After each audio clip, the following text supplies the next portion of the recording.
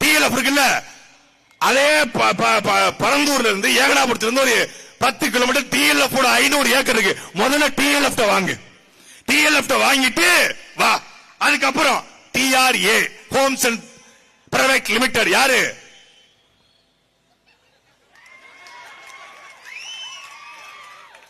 சென்னையில தூய்மை பணியாளர்கள் பிரச்சனை வந்து நிப்பார்ல சேகர் பாபு பினாமி.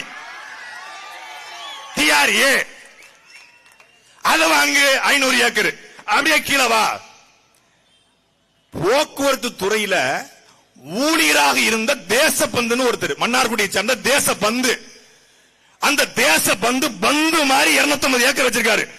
தேசபந்துடைய மகன் ஹரிஷ்குமார் பேர்ல எந்த ஊர்ல டேட்டாவோட வந்திருக்கோம்ல, எந்த ஊர்ல?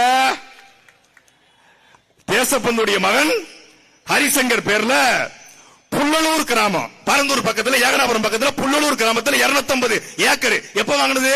2019. இங்க இருந்துதான் இந்த ஊழல் ஆரம்பிக்குது. இந்த புல்லலூர் கிராமத்துல தேசபந்துக்கு 250 ஏக்கர் வாங்க காசு கிடையாது. காசு கொடுத்தது சசிகலா. சசிகலா ஏன் காசு கொடுக்கணும்? சசிகலா தான் இந்த ப்ராஜெக்ட் ஸ்டார்ட் பண்றாங்க. சசிகலாவுடைய பினாமி தேசபந்திற்கு இடம் வாங்கப்பட்டிருக்கிறது.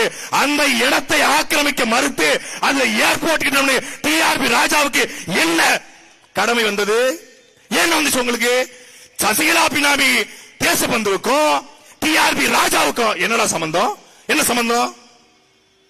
அப்போ தேசபந்து இடத்தை எடு, டிஆர்ஏ இடத்தை எடு, டிஎல்எஃப் இடத்தை எடு, அப்புறம் வா ஊருக்குள்ள. சுத்தி கிட்டத்தட்ட 10,000 ஏக்கரை வாங்கிட்டாங்க. வாங்கி வச்சிட்டு எதுக்காக 10,000 ஏக்கர் வாங்கியிருக்கான்? அபார்ட்மெண்ட்ஸ், ஹோட்டல்ஸ், ரெசார்ட்ஸ், இந்த லூலு மால் மாதிரி மால் கட்டுறதுக்கு வாங்கிட்டான். வாங்கிட்டு நடுவுல இருக்கக்கூடிய விவசாய நிலம் அதை அழிக்க நிக்கிறானே.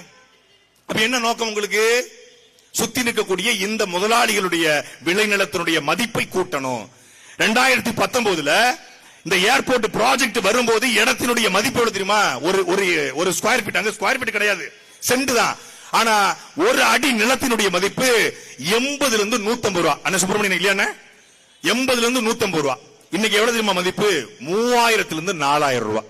ஏர்போர்ட் வரல, வரப்போதுன்னு சொல்லி ரியல் எஸ்டேட் அதிபர்கள் அத்தனை பேரும் கோட்டை கட்டி கொடி கட்டி வாழ்வதற்காக எங்களுடைய ஆத்தாளும் அப்பனையும் மாமனும் மச்சானும் அண்ணனும் தம்பியும் சாவணுமாடா, சாவணுமா? ஆனால் தமிழ் சமூகத்துக்காக நிற்கிறோம் என்று சொல்கிறார் அண்ணன் சீமான். தொட்டு பாரா ஏகனாபுரத்தை நிற்கிறாரு.